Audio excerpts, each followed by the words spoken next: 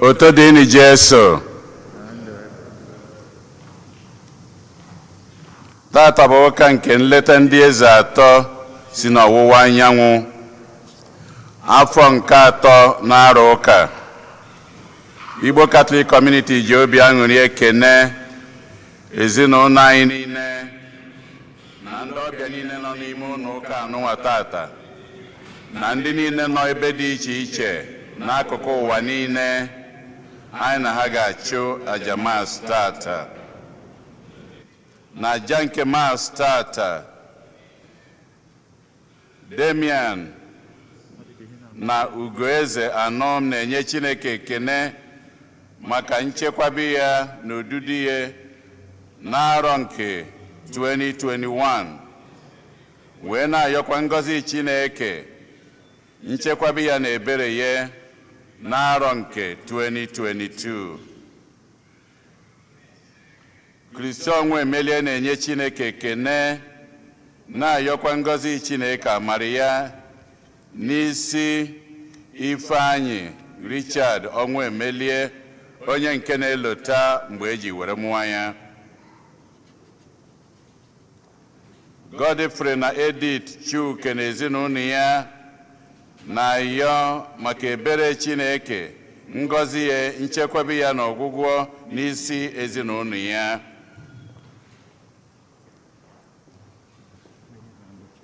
Victoria Ọhajinwa na ezinụlọ ya na-ayọ maka udo aga n'iru na nchekwaba Chineke n'isi ezinụlọ ha. Ndị Igwe Lennox na Ngozi Anụnwa na-ayọ maka ọdịmma ụmụaka niile n'ụwa niile, ọdịmma nke ụmụaka ha, wee na-ayọkwa maka mkpụrụ obi nwa ha nwanyị Nkiru Cynthia Anụnwa Ọrakpụ.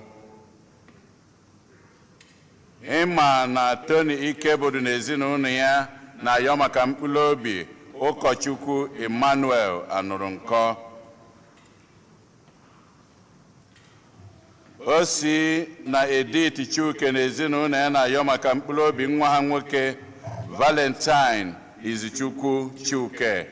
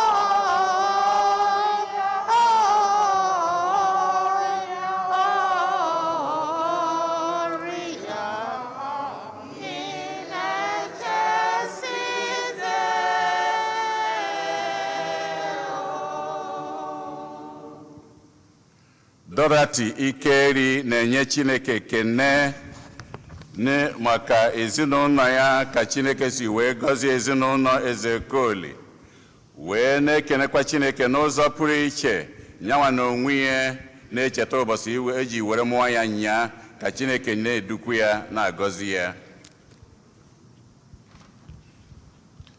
Na nwa na mmụọ nsọ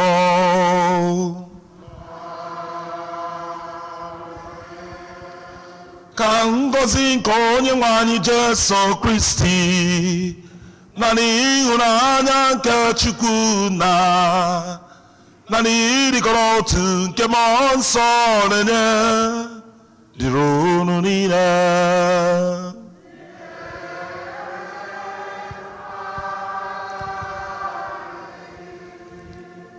Otito dịrị Jesu Kristi. Eji m obi aṅụrị na-anabata anyị niile na Jamisa nke ụtụtụ a bụ the second day of January nke nzukọ na-eri oriri the Epiphany Sunday. Today, the simplest way a ga-esi wee kọwara ya bụ today is the Christmas of the Gentiles. Paul de Asogasa anyị na Acts of Apostles 10 in verse 34-35 na Chineke enweghị ndị ga-asị na ọ kachasị hụ ha n'anya. Ọ bụ na Chineke kwuperela onwe ya ndị Juu n'ụbọchị taa ka ọ na-agbasipụzi aka nzọpụta ya ebe anyị niile nọ. Ndị nke fụrụ n'anya iji wee kwado onwe anyị maka nnukwu emume nke Eucharistia ka anyị nụcha na akọ n'uche anyị mezie ebere maka njọ wee yọọ Chineke maka mgbaghara.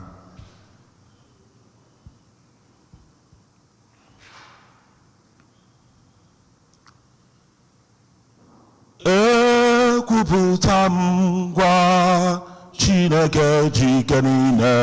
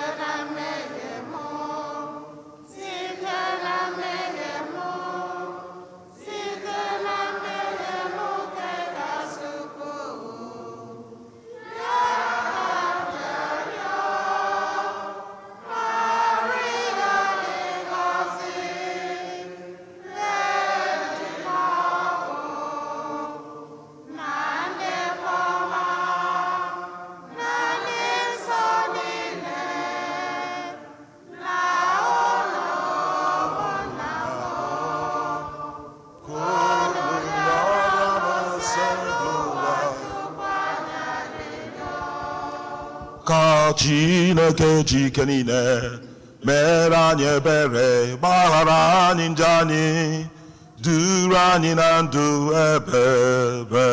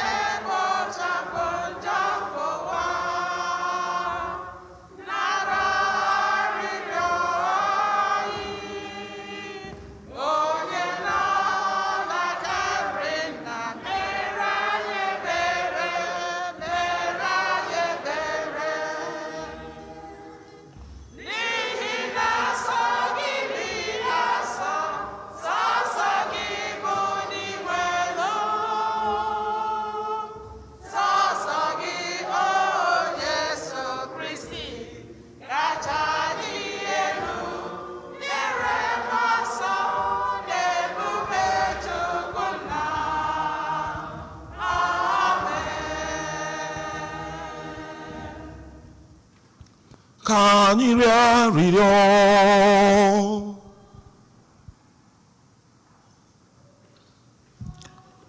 Chineke na-achị ike niile, n'ụbọchị taa ka i jiri kpakpando duru ndị mba ọzọ bịa gosi ha so otu nwa gị bụ Jesu Kristi. Anyị na-arịọ ka i site n'obiọma gị mee ka anyị bụ ndị matara gị ugbu a site n'okwukwe, bụrụkwa ndị ị ga-eduru duba n'otito nke eluigwe, ebe anyị ga-ahụ gị dịka i siri dị n'onwe gị. Site na dị nwere anyị Jesu Kristi nwa gị, onye gị na ya na mmụọ nsọ dị ndụ na-achị ebebe ebebe.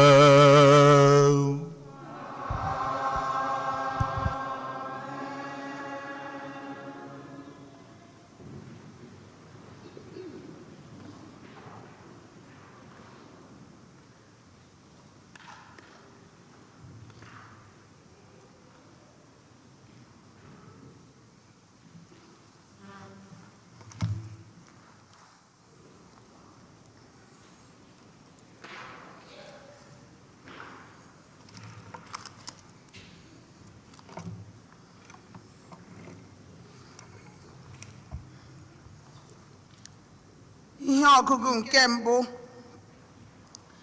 ihe ọgụgụ ewetara n'akwụkwọ onye amụma Azaya. Kulite, chawapụta, maka na ihe gị abịala. Ebube nke Onyenwe anyị na-amụlitere gị. Ọ bụ ezie na itiri gbachiri ụwa niile, ọchịchịrị ka kpuchikwara ndị mmadụ, ma ebube nke Onyenwe anyị na-awụlitere gị. Ugbu a Onyenwe anyị awalitele n'elu gị, ebube ya apụtala n'ihe elu gị.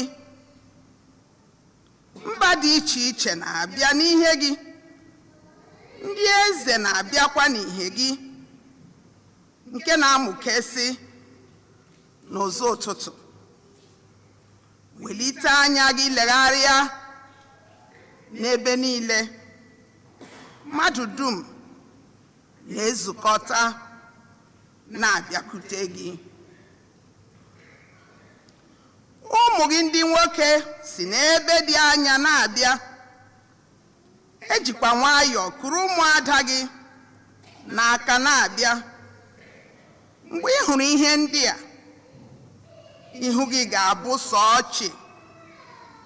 Mgbe ahụ obi gị ga-ejupụta n'aṅụrị,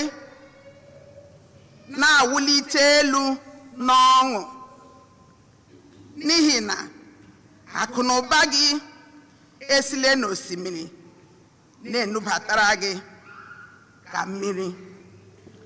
Akụ na ụba nke ndị mba ọzọ ga na-abịakwutekwa gị. Ịnyịnya ibu ga na-enubatara gị n'igwe n'igwe. Ụdị ịnyịnya ibu dị iche iche nke ndị Midia na ndị Ifa ga-agba gị gburugburu. Onye ọbụla bi na Sheba ga-ebute ọlaedo na mgbaisi ọma, were ukwu otuto nke Onyenwe anyị na-abịa. Okwu nke osekpụrụ ụwa. Abụ ọma na azịza. Ihe anyị ga-aza bụ: Onyenwe anyị, mba dum ga-ada n'ihu gị, gbuoro gị ikpere ala. Zaanụ ya.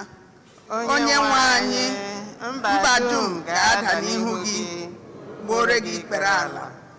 Onyenwe anyị, mba dum ga-ada n'ihu gị, gbuoro gị ikpere ala. Azịza: Onyenwe anyị, mba dum ga-ada n'ihu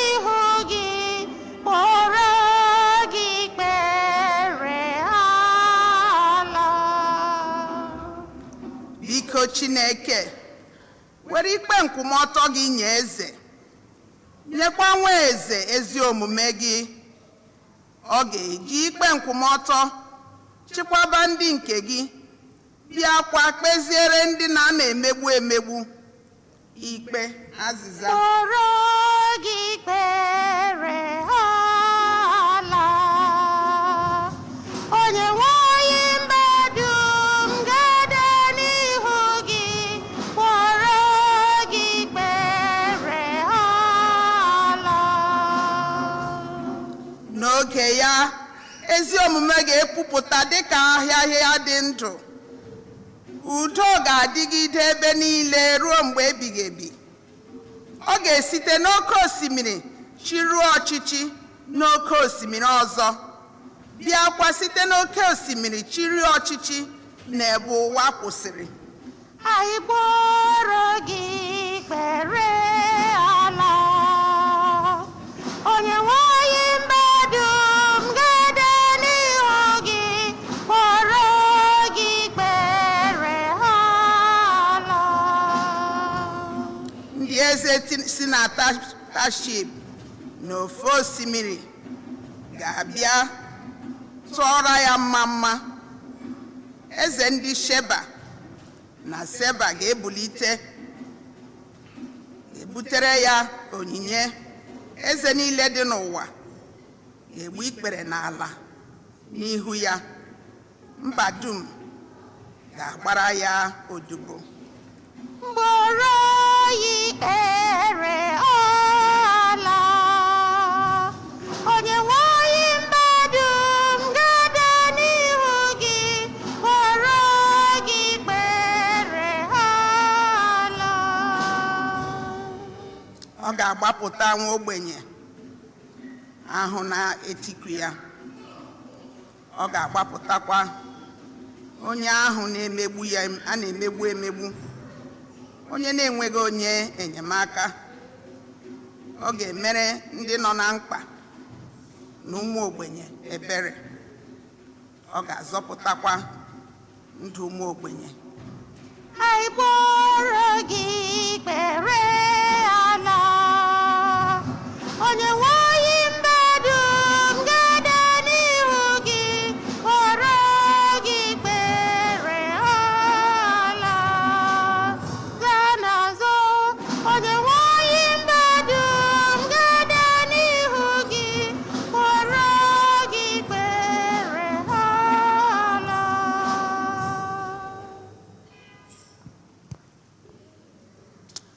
Ihe ọgụgụ nke abụọ. Ihe ọgụgụ ewetara n'ozi ọma nke Pọl dị asọ degara ndị Efesọs. O were m anya na unu anụna na Chineke site na amara ya enyela m ọrụ ilekọta ezinụlọ ya maka ọdịmma unu. Eleghị anya, unu anụkwala na Chineke kpughere m ihe omimi n'izu nzuzo, mee ka m mata ha dịka m dere nwantịntị na mbido akwụkwọ ozi nke a. Ihe ahụ a na-ekweghị ka ndị mmadụ mara n'oge gara aga bụ ihe mmụọ nsọ kpughere ndị ụmụazụ ya na ndị amụma ya dị nsọ n'oge nke anyị. Ihe omimi ahụ bụ nke a: n'ime Jesu Kristi, ndị mba ọzọ na ndị Juu soro nweta oke dị n'ụlọ Chineke, na ha soro ndị Juu bụrụkwa akụkụ otu ahụ Jesu Kristi ahụ, na ha sokwe keta oke na nkwa ahụ ekwere site n'ikwusa ozi ọma. Okwu nke osekpụrụ ụwa. Hallelujah, hallelujah, hallelujah, hallelujah, hallelujah.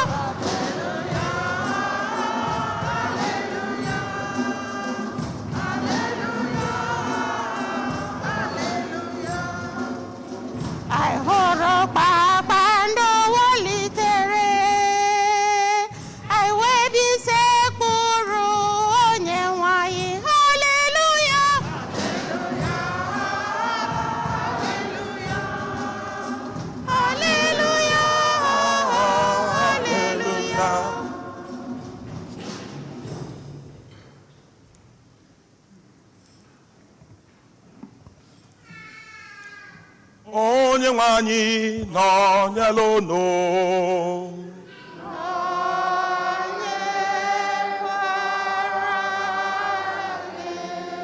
Ihe ọgụgụ nke ya si n'oziọma dị asọ nke Matiu dere.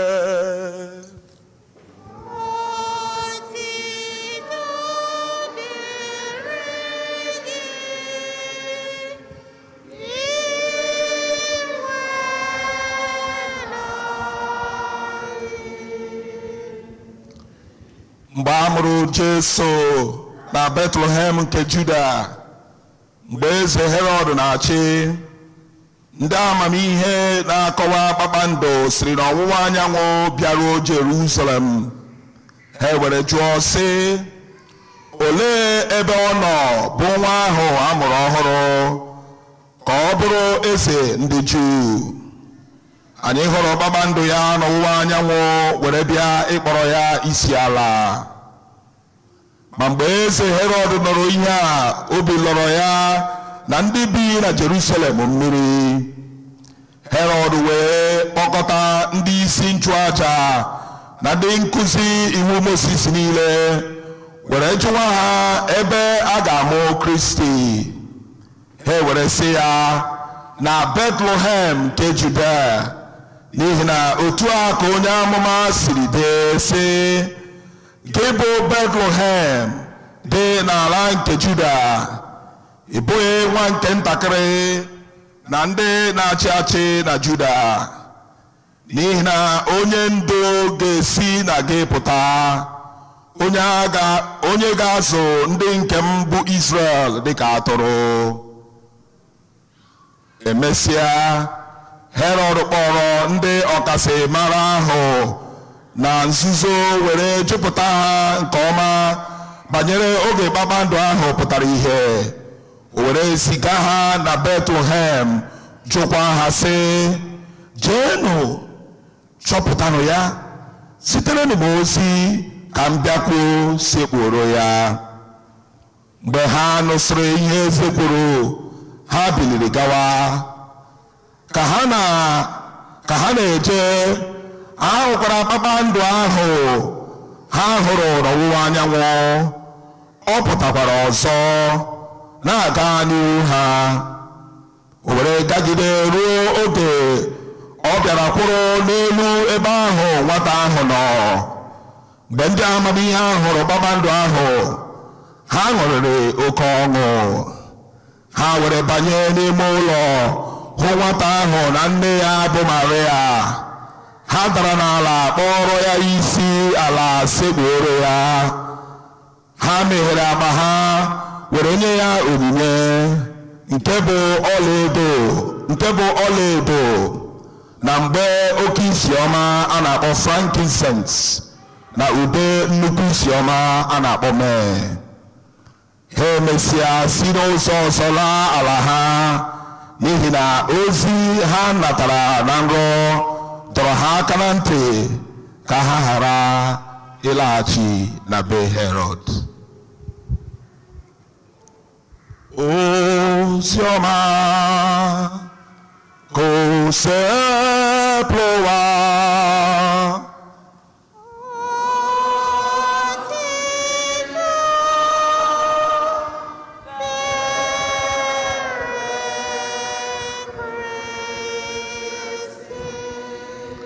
ka anyị si n'oziọma nke a wenata mgbaghara nke njọ.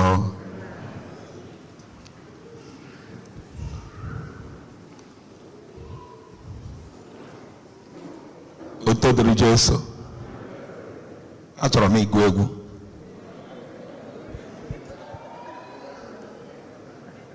Oto dịrị Jesu. Achọrọ m ịgụ egwu.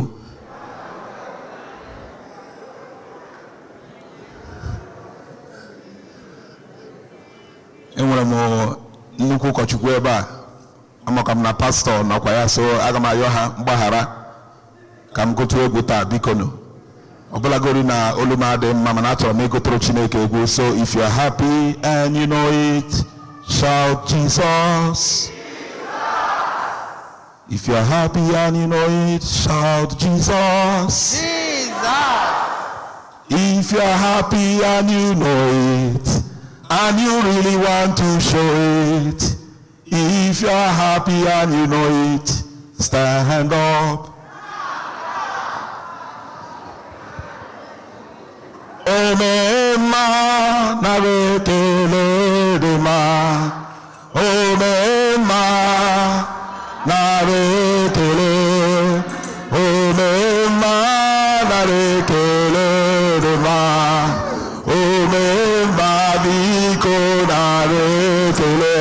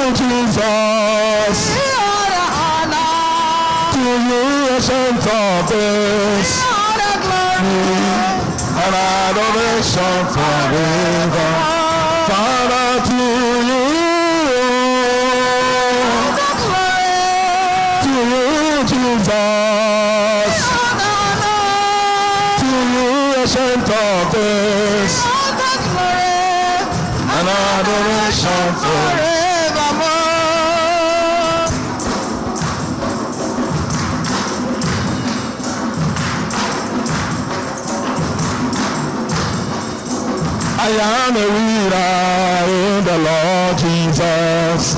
I am a winner in the Lord. Are you a winner? Are you a winner? Are you a winner? Are you a winner? Are you a winner? Are you a winner?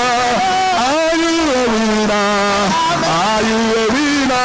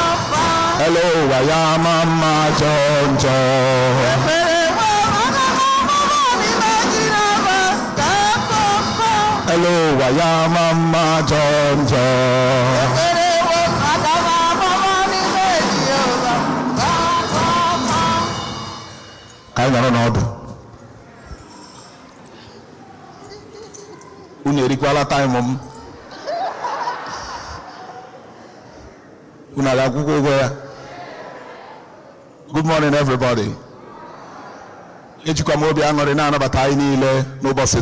Epiphany Sunday. Epiphany Sunday. They can see today is the Christmas of the Gentiles. Obona igechete nobose 25 the obose Christmas. Agorae basara otu ndị shepherd ndị ọsụsụ atụrụ jiwere site na ikikere mbazi nke ndị mozi were bịa nwatakịrị ahụ amụrụ ya ọhụrụ.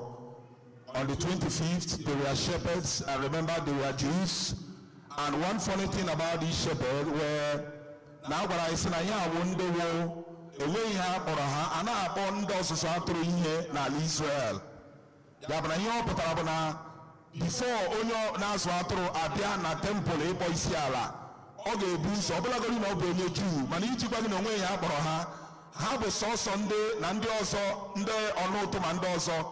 Ọ bụ ndị dị otu a ka a sị na tupu ha achụọ àjà na ha ga-ebu ụzọ gaa sachagoro onwe ha, ọ iji gwa ụnụ otu ndị Juu si wewere ndị na-azụ atụrụ. Mana ọ bụ ndị dị otu a ka Chineke mere gịnị siri ka ha bụrụ ndị ga-ebu ụzọ bịa kpọrọ nwa ya gịnị isi ala. Ya bụ that day bụ ihe anyị kpọrọ Krismas, o wee bụrụ nke ndị Juu. Abịazie n'ụbọchị taa, Chineke abịaka bịazikwa onwe ya ọzọ na ndị a tụrụ anya na-enweghị mgbe ọ ga-ezi onwe ya. This time around it was outside the circumference of the Jewish people. Ọ bịazie ezisi onwe ya tu ndị mba ọzọ ndị a kpọrọ na abụ gịnị na ọ bụ ndị asị na-enyere ike na ikikere ịtụpe ma tụlee ihe niile gbasara kpakpando, the astrologers. A na-agwa anyị na ọ bụ ndị a ka o mere gịnị ka o zuziri onwe ya n'ụbọchị taa. Ndị a were bịa bịa gịnị were bịakwa bịa kpọrọ nwatakịrị isi ala. Ya bụ na ọ bụ na ndị sheperd chetara anyị ihe gbasara Krismas ndị Juu, nke ụbọchị taa na-echetara anyị Krismas ndị nke na-abụ ndị Juu. Ọnya kpatara o ji wee bụrụ ihe ọgụ nke abụọ taa Pọl dị asọ wee na-agwazi anyị na e nwere ihe omimi ọ na-achọ ikpughere anyị na site n'ọbịbịa nke dị nwere anyị Jesu Kristi. When you want to understand the reading of today, then you need to go back to Galatians chapter 2 from verse 15. Ebe Pọl dị asọ na-agwa anyị na site n'ọbịbịa nke dị nwere anyị Jesu Kristi, God broke the hostilities not between the Jew and the Gentile. O were bịazie na chapter 3 were na-akọwara anyị na ha niile abụrụgo otu n'ime dị nwere anyị Jesu Kristi, wee bụrụzie ndị bụ na maka ọbịbịa nke dị nwere anyị Jesu Kristi na Chukwu emeela ma ndị Juu ma ndị na-abụ ndị Juu ga-eketezi okike na nsọpụta nke nwa ya wetara anyị. Ọ bụ ihe a ka a gụrụ anyị n'ihe ọgụ nke abụọ n'ụbọchị nke taa. Mana ndị nke fụrụ n'anya, ụbọchị taa achọrọ m ka anyị lee anya n'isiokwu nke na-asị arise and shine, for your star is here. Arise and shine, for your star is here. N'ozi ọma agụrụ anyị n'ụbọchị taa, agụrụ anyị gbasara ndị a sị na ọ bụ akpọrọ ha the wise men. And ihe ọzọ abụrụ na tupu anyị aga n'ihu n'ịkọwa isiokwu anyị, a sị na taa wee Epiphany Sunday. Ama m ihe ahụ ihe anyị niile ma na ọ na-ekwu Epiphany, ọ pụtara manifestation, ọ pụtara uncovering, ọ pụtara revealing. Ya bụ na ekwu okwu Epiphany, ọbụlagodi na anyị na-celebrate Epiphany taa, nke anyị celebrate na 25th kwa another Epiphany, nke anyị na-celebrate taa kwa Epiphany. And n'ime ndụ dị nwere Jesu Kristi, anyị ga na-ahụ ụzọ na-abụghị ụzọ esi na-celebrate Epiphany. Mana ụbọchị taa ihe mere eji wee wepụta ya were kpọọ ya Epiphany Sunday bụ ihe mụ na gị ga-emecha kọwaa.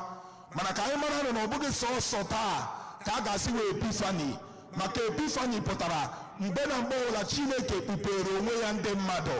Onye nwa bụ ihe a na-akpọ Epiphany, maka o si from the word Epiphanes nke pụtara gịnị manifestation. Ya bụ na onye akpataziri ịgụ akwụkwọ nsọ gị hụ ọtụtụ mgbe asaghị na Chineke mere ihe wee sota wee zipụta ebube ya, ndị mmadụ wee kwere na ya. In the Gospel of John in chapter 2 from verse 1 to 11, anyị ga-echeta ihe merenụ mgbe ọ gara na Kena, asị na mgbe ọ rụchara ihe ịrịba ama nke mbụ ahụ na ndị mmadụ na o zipụtara ebube ya, ụmụazị ya wee megịnị wee kwere na ya. That was Epiphany. Ọ bụrụ na ịgụọ the Gospel of Mark in chapter 1, ọ bụrụ na ịgụọ the Gospel of Matthew in chapter 3, during the baptism of Jesus, that was another time of great manifestation, another time of great Epiphany. Maka sị na mgbe John mere Jesu Kristi mmiri Chukwu, na olu si n'eluigwe kwuo sị na ihe ahụ nwa m nke fụrụ n'anya, onye ihe ya na-amasị m. Ọ bụkwa na ịgụọ the Gospel of Luke in chapter 2 going down to chapter 4, ị ga-ahụ na a gwakwara anyị na ọbụlagodi na the synagogue na mgbe Jesu batara ebe ahụ bulie onye amụma Aịzaya nke ọ gụrụ na Isaiah chapter 61, asị na ọ gụrụ the great manifesto ya, asịkwa na o zipụtara onwe ya wee kọwapụtakwa onwe ya dịka the Messiah. Ndị mmadụ wee mekwa gịnị, ndị ụfọdụ kwere na ya, ụfọdụ ekwekwa na ya. Ya bụ na ihe mbụ m chọrọ ka anyị kọwaa bụ gịnị, na ekwu okwu Epiphany na e nwere ụzọ na-abụghị ụzọ nke Chineke ji were zipụta onwe ya n'ebe nwa ya nọ. nke bụkwa na ọ bụrụ na ị gụọ the Gospel of Matthew in chapter 17, ọ bụrụ na ị gụọ the Gospel of Mark in chapter 9, ọ bụrụ na ị gụọ Luke chapter 9, akwụkwọ nsọ gwakwara anyị gbasara the story of the transfiguration nke a sị na Jesu Kristi zipụtakwara onwe ya, zipụta ebube ya, ụmụazị ya wee kwere na ya kwa. Pita dị asọ ji wee sị ya ka anyị rụọrọ gị ebe ụzọ atọ ebe ị ga-ebi gị na Elijah na Moses ga-anọgide. Ya bụ na ọ na-ekwu okwu Epifani ka anyị mara nọ na ọ bụghị sọsọ na that day, mana Epifani na-eme mgbe niile nke ndụ anyị, na Epifani a ga-emerekwa na-emekwa dị ka anyị ga-achụ aja n'isi a. Otuto dịrị Jesu. Ọ bụrụ na ebe a fetụrụ Chineke aka, fetụrụ ya aka, fetụrụ ya aka. Otuto dịrị Jesu. Anyị abesizie n'isiokwu anyị ga-abụ Arise and Shine, for your star is here. A gụrụ anyị gbasara ndị a sị na ọ dị wise men, a kpọrọ ha wise men, but ka anyị mara nọ na ọ bụ Matthew onye kpọrọ ha wise men. Anyị nwere ihe ndị m ga-achọ ka anyị kọwapụtacha. Nke mbụ wụ ihe ha ji wee bụrụ wise people because of akparamagwa ha. Nke abụọ wee bụrụ na mgbe ụfọdụ anyị na-asị 3 wise men, onwekwa ebe Matthew kwuru na ha dị atọ. Oto dịrị Jesu. Ọ dịkwa mma ka anyị kọwaa ya, maka mgbe ụfọdụ ị ga na-anụ 3 wise men. Nwe mgbe Matthew kwuru, ọ dị mma ide gụọ akwụkwọ nsọ ọfụma. Matthew asị na ha dị atọ, kama Matthew si na ha nyere onyinye atọ. Ọ bụzi anyị nwatiri Matthew okwu n'ọnụ na-asị na ha dị atọ. Onwe mgbe ndị eze na ha gawa ije ha dị atọ. Ma ọ ahụla m otu Chineke m anya. Oto dịrị Jesu. Oto dịrị Jesu. Fada preach we. Ana m ahụ preach na ebe m na-akụzi ihe. Maka ọrụ onye fada wụ ihe ndị Latin na-akpọ docere, wụ to teach. Ihe akwụkwọ nsọ kwuru sị, ọ sị mgbe a mụrụ nwatakịrị na Bethlehem Juda, ọ sị ndị amamihe na-akọwa kpakpando siri n'ọwụwa anyanwụ bịaruo na Jerusalem. Akwụkwọ nsọ sị na ha dị atọ. Igugoro the Greek translation, onwe mgbe ọ sị na ha dị atọ. Ọ bụ anyị nwa ji aka anyị were sị na ha dị atọ. Oto dịrị Jesu. So akwụkwọ nsọ were sị anyị na ndị amamihe a bịara n'ụbọchị taa. Kedu ihe mere nzukọ ji wee wepụta ha? Kedu ihe mere o ji wee bụrụ na mgbe Chukwu kpupere onwe ya ndị nchụaja, mgbe o kpupere onwe ya ndị na-azụ atụrụ, nzukọ ewepụta ụbọchị ahụ as a special day? Kedu ihe mere nzukọ ji ewepụtazie today? Ọ hụrụ ndị mega ya wepụta ya asị ụbọchị pụrụ iche. Nke mbụ na ndị a na-asị nọ ndị na-ahụ gbasara kpakpando wee si ya na-amụta ihe oke ihe. E nwere ihe atọ mụ na gị ga-amụta n'aka ha n'ụbọchị taa, nke m tiri n'isiokwu bụ the 3S.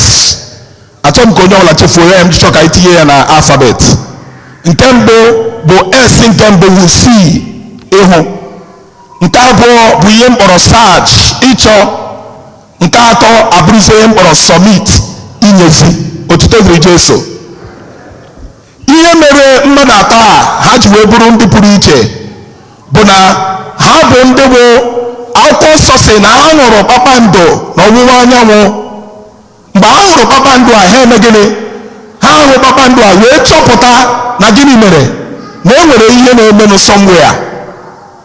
Maka na mgbe ụfọdụ Chukwu na-enye anyị anya, and this is my first prayer point today, na mee Chineke nyere anyị aka ka o mepee anyị anya ka anyị wee na-ahụ ụzọ na-abụghị ụzọ nke ọ na-eji na-ekwupere anyị onwe ya.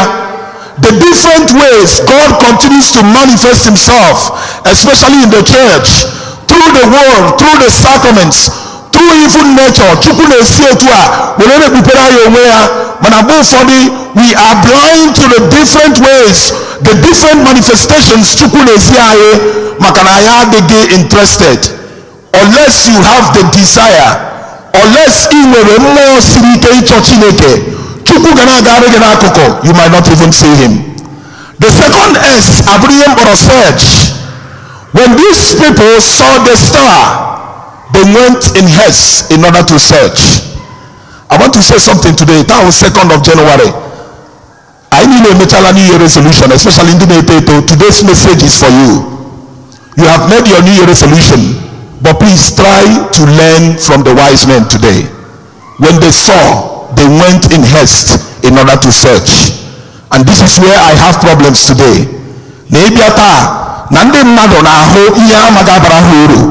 But they are always afraid to leave their comfort zones. They are always afraid to go in search of discoveries. We are always afraid of moving away from where we are to where God wants us to stay.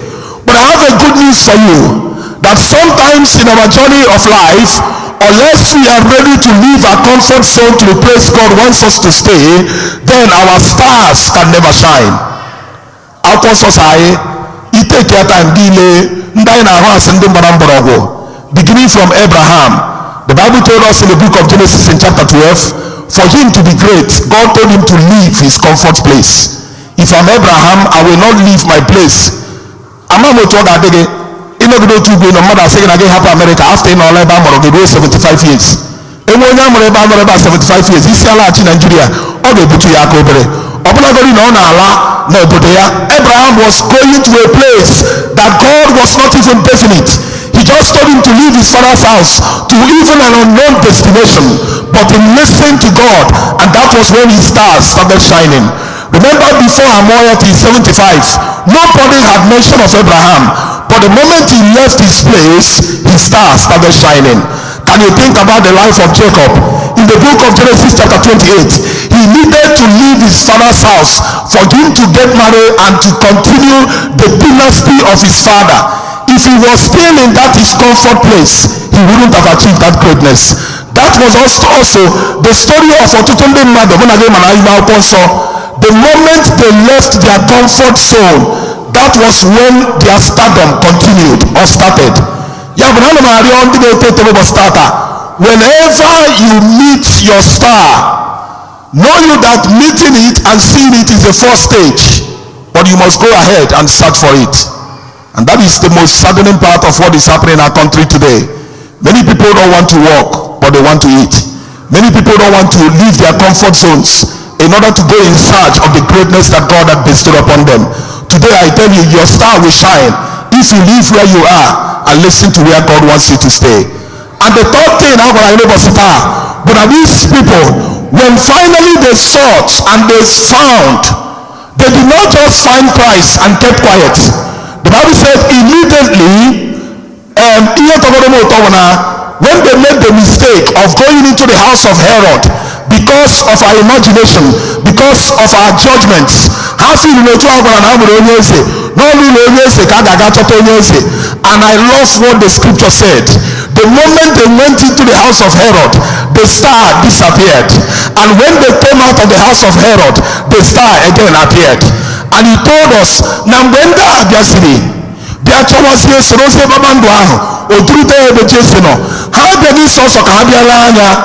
because sometimes we come to Jesus in the church, we come to Jesus in the word and sacrament, but I just already as the ball. I just Rabia Mass. And make a loan. Ebem no side na Berkeley. Mbo for the Nkagide Mass. Mass Jesu Biko. Emorotu isi metonda. I don't need to hear the kakante. Kotutoha. Kahamara to have a ime. Because Yemjine Kuyamo. Ayamagi Yemena Jamas. The Mass is a place where we come to worship God. And you know what happens? When we come to worship him, when we come to offer sacrifice to God, he himself turns back and becomes the sacrifice, becomes the priest and the victim, and offers himself back for us to eat. Oh, you know, I bari chuaja. I bari say chuaja. Onye ni I bari chuaja. Abonwe si onwe hosi aja. Hosi ukochukuna chuaja. Hosi yeja chuaja. Ya chisi ayo onwe ya ka ayo onwe iwereriye. Onwe di fi na I bari bi ile. Ama no fodi iga na selema malaya aho. Ebe we lu na selema. Watakere go kwa sema ime distract ndị mmadụ. Ebe awu selema. Ebe we begi na fada na chuaja. Ana mere fara ga-asị ugbu a yọbanụ ụmụnna m ka aja mụ na unu na-achụ bụrụ ihe ga-amasị Chineke nna ji ike niile. Ọ bụghị aja fara na-achụ, ya bụrụ ihe ọ pụtara na fara na-ekwu nke ya, unu niile emepe ọnụ na-ekwu nke ya. Aga m achọrọ dị consecration kwu ntụtụ chọọchị a taa. Uto dịrị Jesu. onye wa bụ ihe na-eme na chọọchị. Ya bụ na ọ bụrụ na ị chọwazie Jesu achọta ya, anyị agaghị achọta ya bịa bụrụ ndị ga-ajọsị nọrọ dịka ndị dara jụụ. Akwụkwọ nsọ sị na mgbe ndị a rutere, they worshipped the Lord. And not only that they worshipped, since they worshipped, the next thing they did, they opened their bags and offered the greatest gift to this boy who was born. And in all when you encounter the Lord, you must be ready to offer your best to God. They offered themselves, and after offering themselves, they opened their bags and offered the best. I say to somebody listening to me today, Chukwu awụkwa na-eme dị ụka. Anụ ọ bụghị mgbe ịma ụfọdụ ndị a nwere nri ebe o buru ibu, ọ na-awe gị ile ji iche isi ji gị gale nke dị ka ọ na-emebi emebi shie nke ahụ. Imetụ ya aka gị epụta ya aka mara ma ọ chọrọ imebi. And n'obodo a ji na-adị oke ọnụ, epụta ya aka gị iche eke nwee nke dị ka ọ chọrọ imebi gị shie nke ahụ. Biko ọ bụ otu aka ị ga-esi na-akpasu Chukwu agwa. God wants the best. If you go to the barn of your life, look for the yam that is the best and give God the best. I remember the words of David in 2 Samuel 24:24. In 1 Chronicles 21, David said, I will not offer to God a sacrifice that costs me nothing. I ask all of us today that when you have encountered the Lord, what are you ready to give him? He told St. Alphonsus Ligori, I don't need all the things you offer me. The greatest gift I need is when you offer yourself and offer your sins. Therefore, I ask God in this Mass to give us the grace that as we continue this year, let us learn how to see and learn how to search. And when we have sought him and found him, may we learn how to give him our best, because that is all that God wants. I tell you something, when you search him and find him, there is always the people you will encounter on the way to your search. Otodri Jesu. Unu take the time. Come with 5 minutes. Ma me mechi. Odo kwa motua. Okay. Odo kwa maweli godi na kelu condition unu simdawani. Okay. So oburu na ina chota. Were mekwa ihe isi ni ga-eme. Nke ọsọ dị ezigbo mkpa. Na ị ga-ama na mgbe ị na-achọ ihe a, no one indeed they meet in also. But let me tell all of us here, sometimes the youths that I see here, most times we are depressed because we never knew what God wants to reveal to us today. When they were searching on Jesus Christ, there were 3 people they encountered on the way. The first was Herod, and Herod the Potara, those who are our destiny destroyers. It may tell up your mind this year. No way lying to Rachel, any lying at all nature tire. But I have a good news for you. Whenever there is a new level, always be prepared for the new devil. And the new devil is the Herod that you will meet on your way to your success. When you want to encounter your light, be ever ready to meet the Herods in your way. And the Bible says that the Herod are those who are bent on destroying you. Whenever you want to shine, they will always arise. Remember, it was the story of David, and he had to meet a Goliath. Even he had to meet a Saul. Remember the story of Paul. Paul had to encounter Alexander the Coppersmith. Even Paul himself, there was a time he was the Herod for the Catholic Church. There was a time he was a Herod for the church. Anytime only to meet Marana Herod meet. Therefore, if you are prepared for the Herods, then the Herods can never overcome you. The second people that when you are making your journey to your stardom, be also ready to meet even one of the religious leaders. These are the calumniators.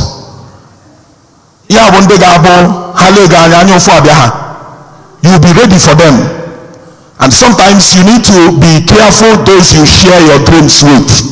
That was the problem of Joseph. If not that the favor of God was not resting on him, Joseph would have lost the glory that God had bestowed upon him. Be careful with those you share your dreams.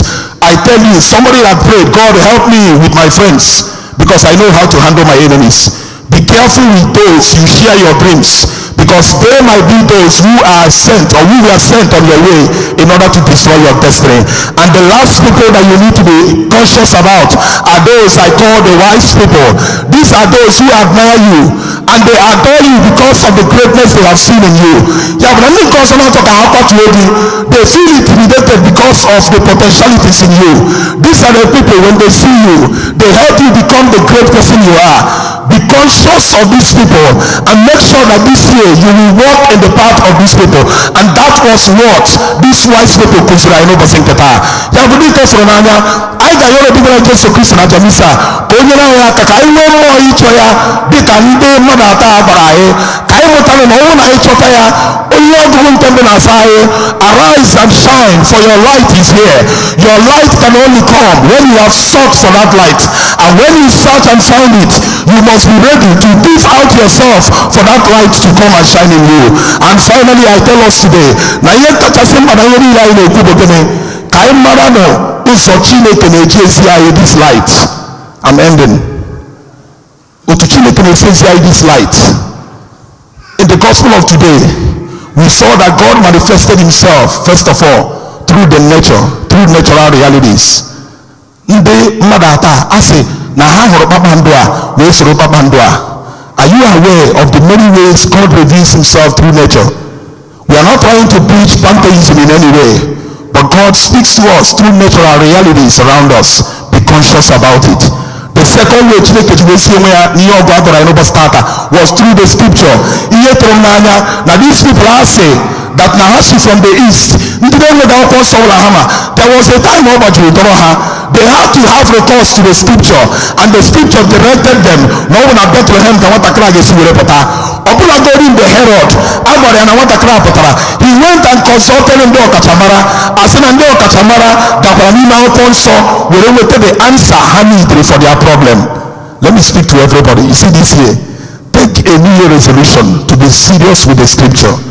Oponso in 2 Timothy chapter 3 from verse 16 to 17.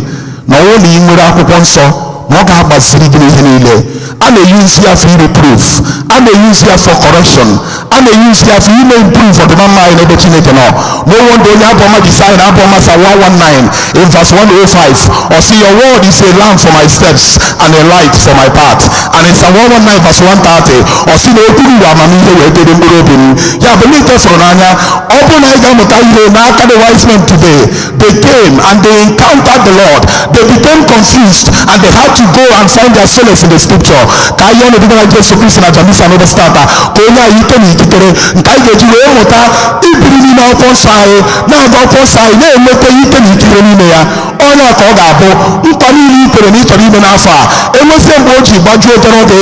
When in the midst of your confusion, the word of God, the sacrament, and everything you see around can be the best way God is talking to you. Udo derono.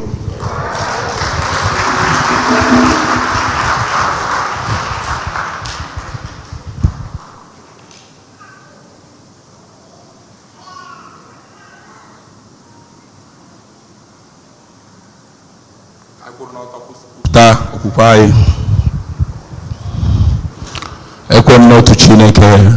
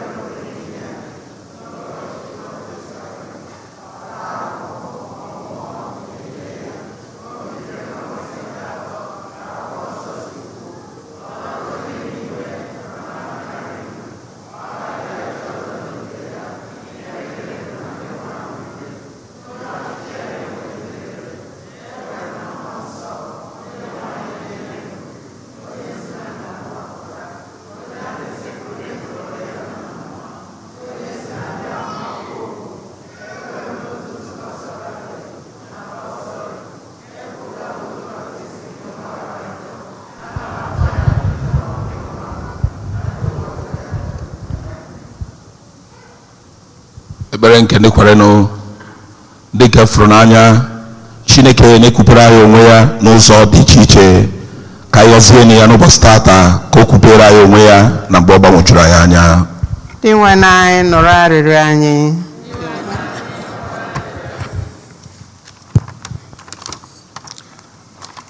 maka nzukọ nsọ Kristi na ndị ndu ya, ka okwukwe nke nzukọ bụrụ kpakpando ahụ nke ga na-eduga ndị mmadụ si ebe niile n'akụkụ ụwa niile na Kristi. Anyị arịọ gị dị nwenụ. Maka ndị ndu obodo dị iche iche, ndị ọka mmụta nke kpakpando n'ụwa nọ n'ụwa, ndị ọka mara ihe gbajuru anyị anya Chineke kere, ka ọrụ ha na-akpọdebe ha nso na Chineke onye kere ihe niile. Anyị arịọ gị dị nwenụ. Maka ndị nọ n'ihe mgbu na mmekpa ahụ n'aka ndị na-achị ha ọchịchị aka ike na mba ụwa dị iche iche, ka ha chọta ụzọ nke nzọpụta nke ga-eduga ha n'ebe ha ga-akpọ ebe nke ha. Anyị arịọ gị dị nwenụ. Maka ụmụntakịrị ebe niile n'ụwa niile, ka ha nweta ezi nnabata, ịhụnanya na obi ebere n'ọnọdụ ha niile n'ebe niile. Anyị arịọ gị dị nwenụ. Maka anyị niile gbakọrọ ebe a na ndị ọha obodo niile, ka ọnụ ụzọ anyị ghee oghe oge niile ịnabata ndị ọbịa si n'akụkụ ụwa niile. Anyị arịọ gị dị nwenụ.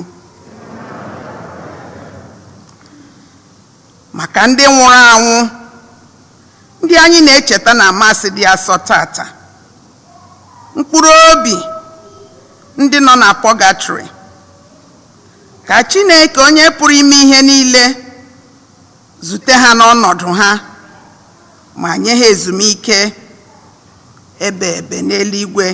Anyị arịọ gị dị nwenụ.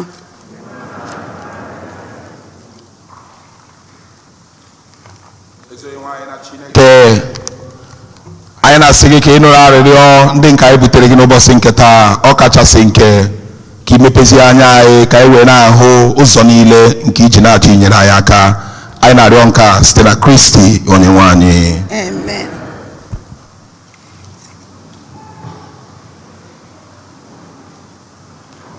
Ka anyị ṅụlịba onye nzọpụta abịawo, ka anyị ṅụlịba onye nzọpụta abịawo, ka anyị ṅụrịba onye nzọpụta ụwa, onye nzọpụta ụwa amụtara anyị o, onye nzọpụta ụwa mere mụtara anyị o. Ọ bịawo, ọ bịawo, ọ bịawo, onye nzọpụta ụwa amụtara anyị o, onye nzọpụta ụwa amụtara anyị o. Ka anyị nwebe olileanya, nwebe ọṅụ dị mma n'ezie. Ka anyị nwebe olileanya, ka anyị nwebe ọṅụ dị mma n'ezie.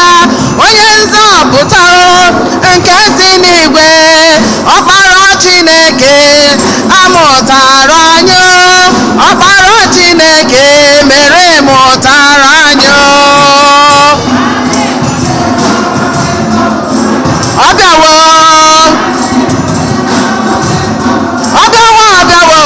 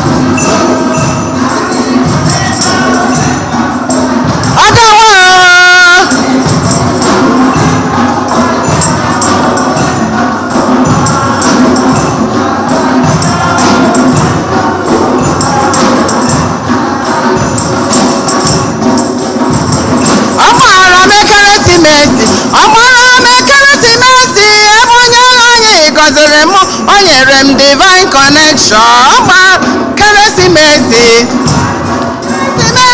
ebe onye nwanyị gọziri m o nyere m divine connect ọgbara m ekeresimesi ọgbara m ekeresimesi ebe onye nwanyị gọziri m o nyere m divine connect o nyere m divine connection nyere m divine connection ebe onye nwanyị gọziri ọgbara m ekeresimesi ogologo ndụ arụ isi ike ọgbara m ekeresimesi ọmụmụ nwoke na nwanyị ọgbara m ekeresimesi onye nzọpụta o nyere anyị ọgbara m ekeresimesi ọnwa nwụrụ ole na obe ọgbara m ekeresimesi ọ na-eje eje na-ala ala ọgbara m ekeresimesi o nyere m divine connection o nyere m divine connection ebe onye nwanyị gọziri m ọgbara m ekeresimesi o nyere m divine connection ebe onye nwanyị amụrụ anyị onye nzọpụta na Betlehem nke amụrụ anyị onye ebe ole na Betlehem amụrụ anyị onye ebe ole na Betlehem nke amụrụ anyị onye ebe ole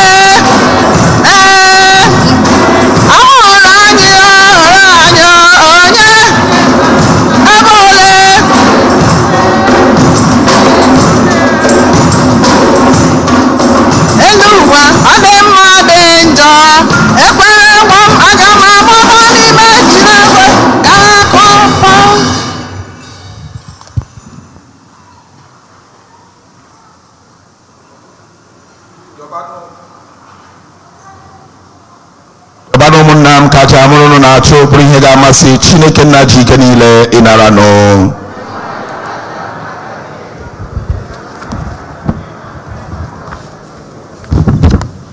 Amen. Dị nwere anyị na-arịọ gị biko were obiọma gị lekwasị anya n'onyinye nke ụka gị na-ebutere gị ọ bụghị ọla ebu mgbe oke isi ọma na ube nnukwu isi ọma ka anyị na-ebunyere gị kama ọ bụ Jesu Kristi onye ihe ndị a nọchiri anya ya ọ bụ ya n'ezie ka anyị na-ekwupụta na-ebunyere gị na-erikwa ya onye bụ dị nwere ebighị ebi site na Kristi onye nwe anyị nọnyere mụ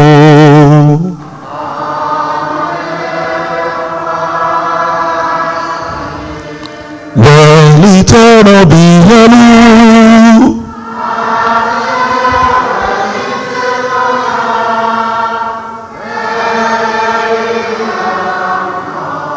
ka anyị nye n'ụdị nwere Chukwu anyị kere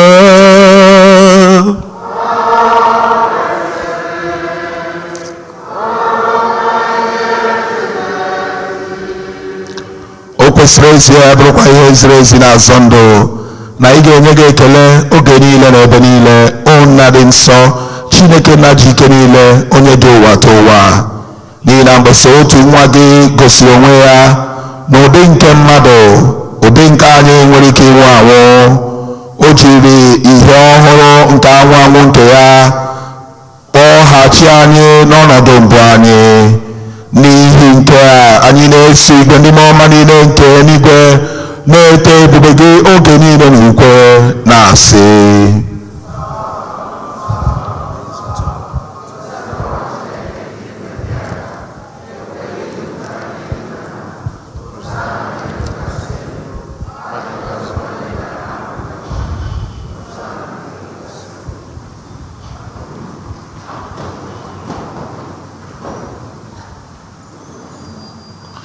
nna iri nsọ ezie sọ gị na-edo ihe dị ụmụ nsọ anyị na-arịọ ka ido onyinye ndị a nsọ site n'ikwasa ha mmụọ gị ka ha wee họrọ anyị ahụ na ọbara ka onye nwe anyị Jesu Kristi onye bịara tupu edunye ya n'ọnwụ nke o jiri aka ya were nara were achịcha nye gị ekele na otito nyawa ya nye ya ụmụazị ya sị naranụ nke a rienụ ya unu niile nke a bụ ahụ m nke a ga-edurunye maka unu.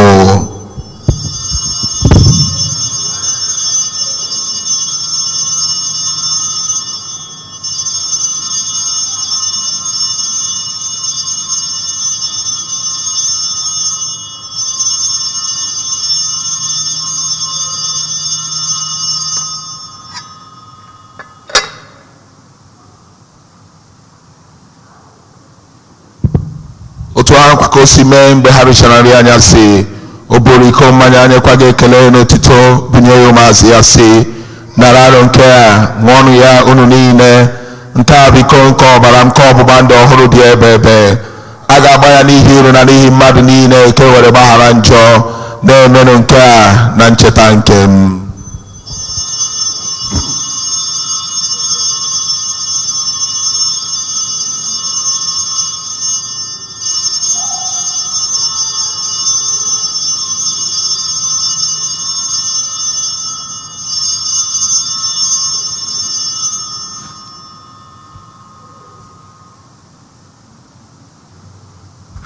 Ka anyị kwupụta n'ihe omume nke okwukwe anyị na-eme ugbu a.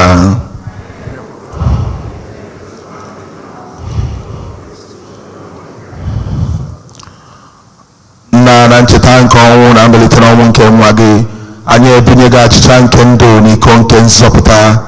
Anyị na-ekele gị n'ihi na ikwere ka anyị dị mma ikwuru n'ihu gị na-efe gị. Anyị ji umeala arịọ ka anyị bụ ndị na-anata ahụ n'ọbara nke Kristi bụrụ otu site na njikọ nke mmụọ nsọ. Nna, cheta nzukọ gị gazuru ụwa niile, mee ka ịhụnanya gị jupụta ya. Gọzie Pope anyị bụ Francis na Bishọp anyị bụ Jose na ndị ofufe ọlta gị niile. Chetakwa ụmụnna anyị ndị ji okwukwe wee gaa n'ezumike nke ọnwụ, kpọbata ha na ndị ọzọ niile nwụrụ anwụ n'ihe nke ebube gị. Biko meere anyị niile ebere ka anyị soro Virgin Maria dị ngọzi nne nke Chukwu na ndị apọstụl na ndị nsọ gị niile ndị mere uche gị n'ụwa wee keta ndụ ebe ka anyị sorokwa ha na-eto gị na-edo gị ebube site na Jesu Kristi nwa gị.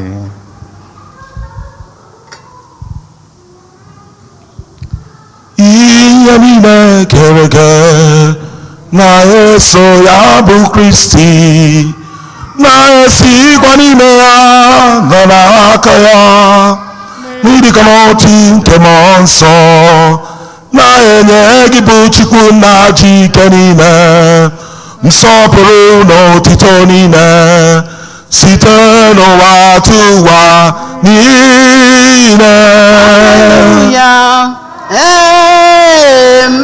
Hallelujah.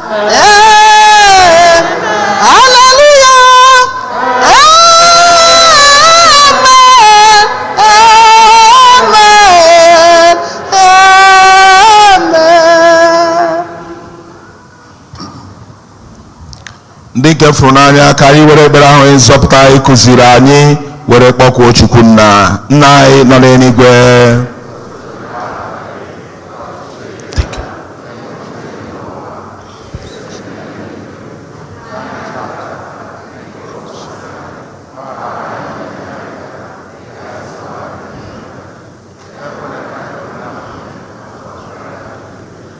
zọpụta anyị na-arịọ gị osepụrụ na-ajụ ihe niile, were ebere nyudo n'oge nke anyị site n'inye aka ebere gị ka a zọpụta anyị na njọ oge niile, anyị were gbara ha nsogbu niile, were nchekwube dị nsọ na-atụ anya maka mbịaghachi nke nzọpụta anyị Jesu Kristi.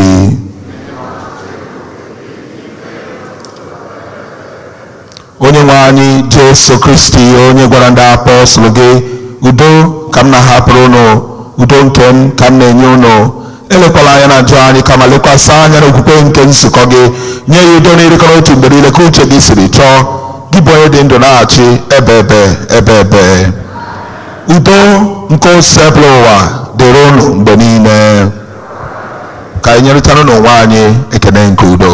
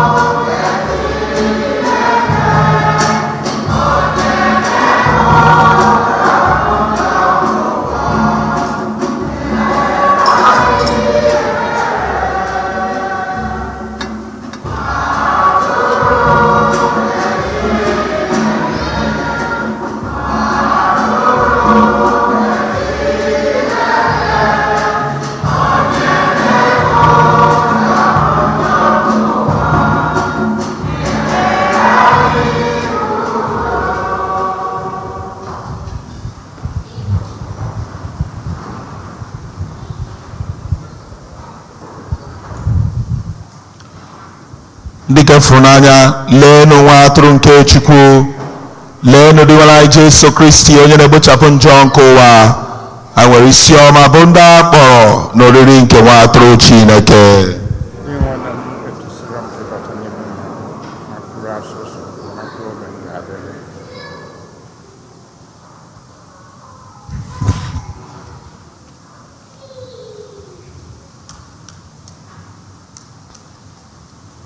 Bịa nara Jizọs onye nwe anyị nyere gị ya n'efu. Bịa nara Jizọs onye nwe anyị nyere gị ya n'efu. Bịa nara Jizọs onye nwe anyị nyere gị. O nweghị ụgwọ kwụrụ ya. O nyere gị ya n'efu. Enyi m bịa nara ya.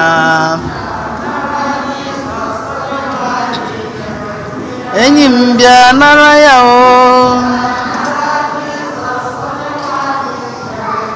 Nwanne m bịa nara ya.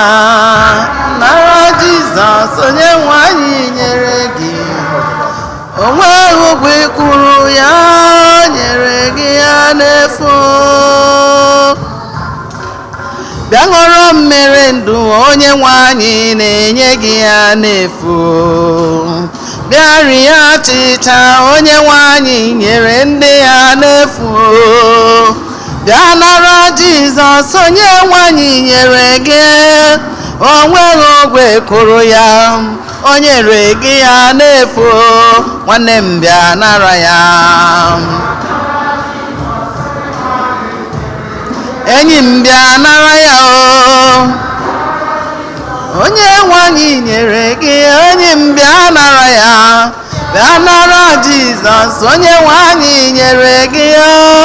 O nweghị ụgwọ kwụrụ ya. O nyere gị ya n'efu. Bịa ṅụrụ mmiri ndụ onobo ndị akpịrị na-akpọ nkụ. Bịa ṅụrụ mmiri nwa na-eteko onye nwe anyị na-akpọ ọnụ gị. Bịa ṅụrụ mmiri ndụ onobo ndị akpịrị na-akpọ nkụ. Gị nwa Chineke onye nwe anyị na-akpọ ọnụ gị ya. Aṅụrụ ṅụrụ onobo ndị akpịrị na-akpọ nkụ. Bịa ṅụrụ onye nne na onye nna ọmụ Chineke niile. Bịa ṅụrụ ndụ onobo ndị akpịrị na-akpọ nkụ. Bịa ṅụrụ onye kwere na Jizọs ọ dịghị ụgwọ ọgananụ gị ya. Bịa ṅụrụ ọnụ ahụ na mmiri na-akpọ nkụ. Bịa ṅụrụ mme onye kwere na Jizọs o nweghị ego ọgananụ gị ya. Bịa ṅụrụ mmiri ndụ onobo ndị akpịrị. O jigide m onye nwe Jizọs jigide m. Jigide m jigide m enwe m Jizọs jigide. Ọsọ gị ka m ga-agba meri gị. Ka m ga-emeri ụwa. Nye m ike oge m niile. Ka m ghara ịda. Jide m jigide m enwe m Jizọs jigide. O jide m jigide m. O jisie m ike. Ọsọ gị ka m ga-agba meri gị. Ka m ga-emeri ụwa. Emeri ụwa dị ike oge m niile. Onye na-eme mma nye m ike oge m niile. Onye bịara n'ụwa nye m ike oge m niile. O kwere nkwa mee ya nye m ike oge m niile. Onye na-asa njọ nye m ike oge m niile. Jisie m ike ọsọ gị ka m ga-agba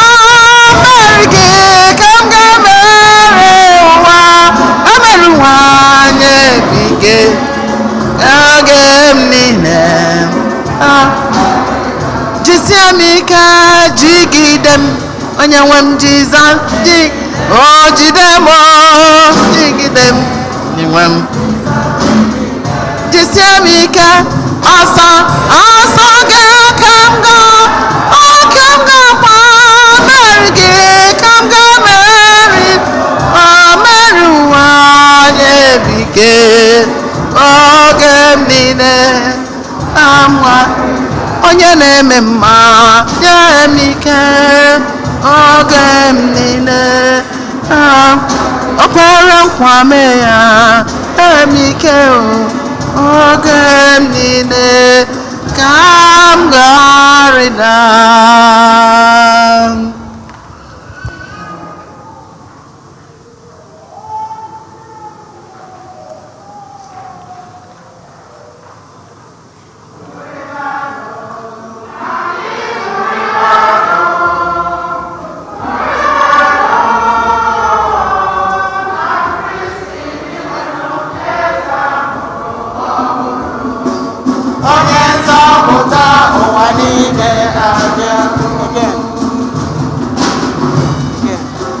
Gorebano, Kali Gorebano, na Prince Dimano, Ezamoro, Ahoro, onye nzọpụta ụwa niile abịawo. Ụwa niile jiri n'ụgbọ kwere n'ụgbọ jụrụ.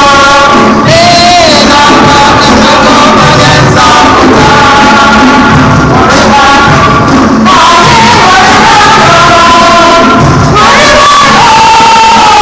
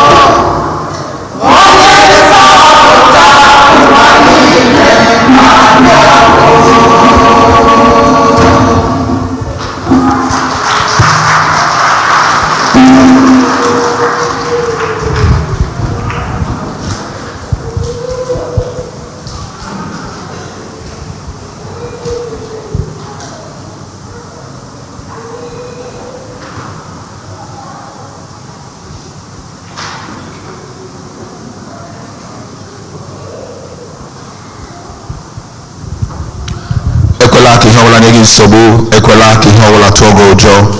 Ihe dum na-agafe agafe, mana Chineke enweghị mgbanwe ma ọlị. Iji ndidi na-edi ga-enye gị ihe niile.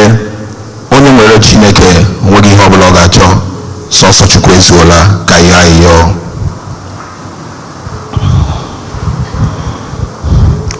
Di nwere anyị nwere obiọma, anyị nwere obiọma, anyị na-arịọ gị were ihe nke eluigwe gị n'ezi anyị ụzọ oge niile na ebe niile. Biko mee ka anyị nwere obi dị ọcha na ịhụnanya kwesịrị ekwesị, na-anata ihe omimi nke a ọ sọrọ gị ikenye anyị oke n'ime ya. Anyị na-arịọ gị nke a site na Kristi onye nwe anyị. Biko ka anyị nọrọtụrụ n'ọdụ.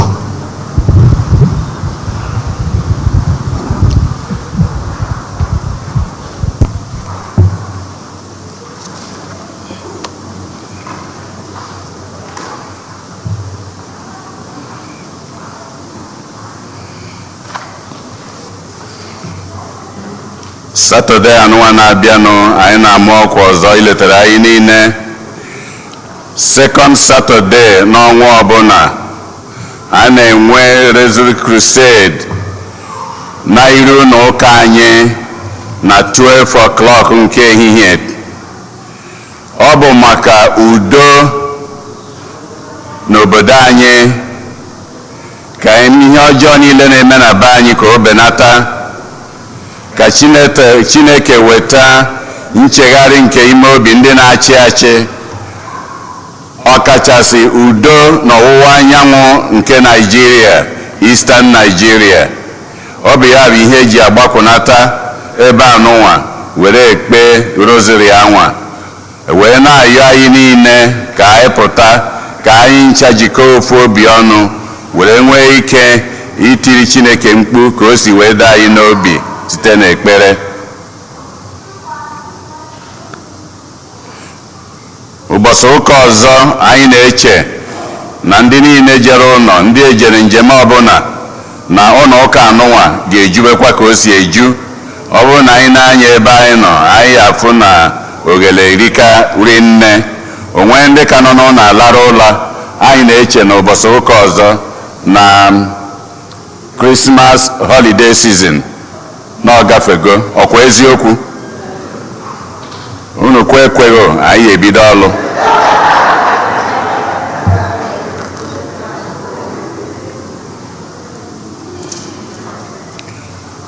Blessed Iwenatansi, anyị na-eri oriri ihe icheta mgbe eji were mụọ ya.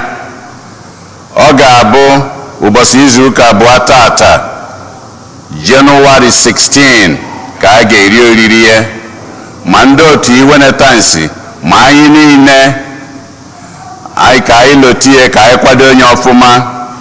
Izu ụka abụọ tata, Jenụwarị 16, ka anyị ga-eri oriri ya. Ọ bụ eziokwu na birthday ya bụ Jenụwarị 20, mana Jenụwarị 16 bụ ụka nke dị ya nso ozugbo a ga-eli olili ya.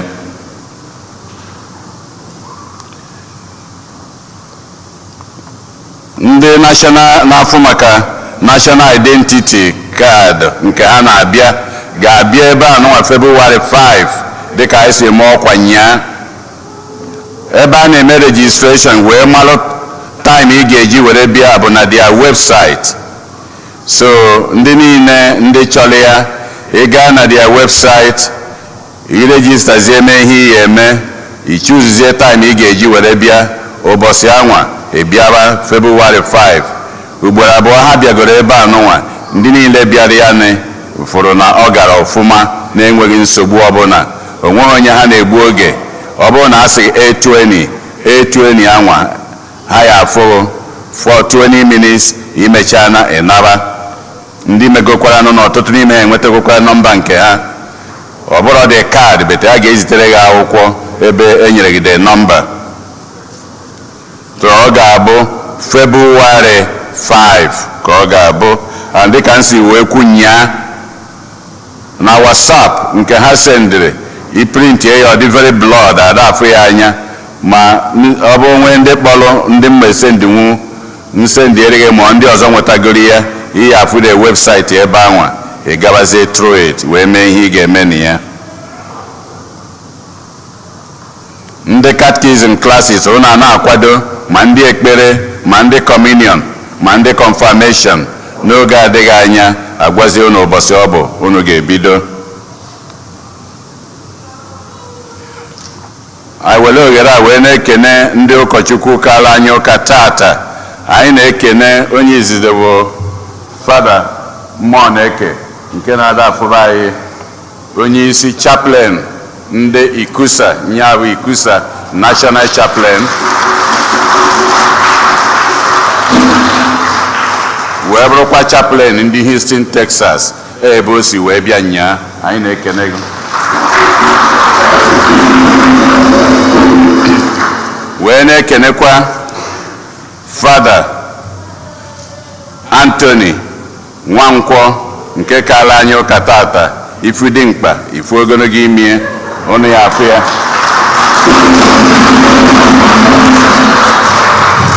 wee na-ekenekwa ụkọchukwu anyị wee na-asịkwa onye ọbụla n'ebe anụnwa Happy New Year again. daalụnụ.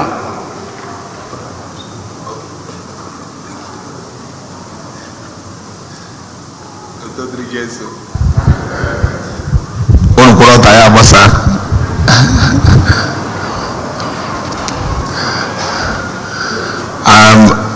agaghị m emechi ọnụ.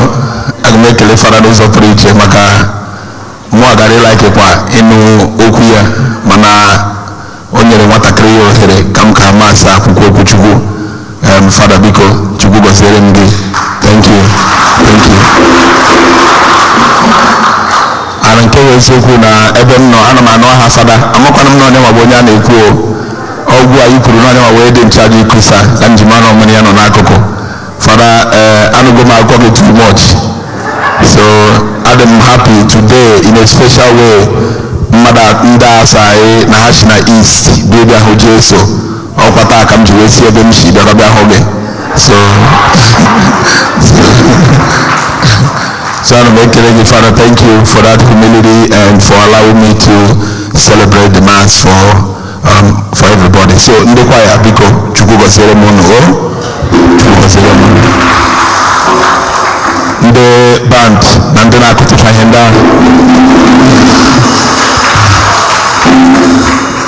Ana m ekele ndị na-eme ka ihe igwe onyonyo a ka onye ọbụla ọ na-edetu ọnụ ebe ọbụla mmadụ nọ. Ana m ekele n'ụzọ pụrụ iche.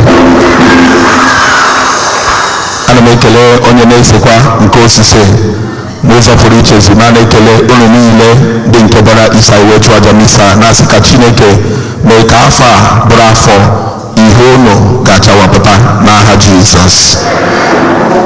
Agaghị m emechi ọnụ. M ga-ekele Fada anyị maka inye m ohere nkacha masị nke aga m akasị ọzọ mala ọkwa ebe m si. So Fada, ebe ọbụla ị nọ Chukwu gọziere m gị for making it a conducive atmosphere for me from Thursday through today Sunday. Ebe ọbụla ị nọ ka Chineke gọzikwa gị n'aha Jizọs. Onye nwe anyị nọ n'ụlọ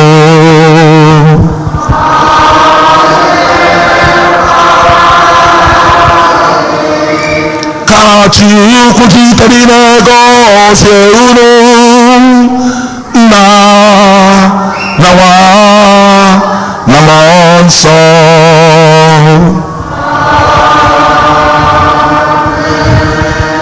Lawanụ n'ịsa agụsigo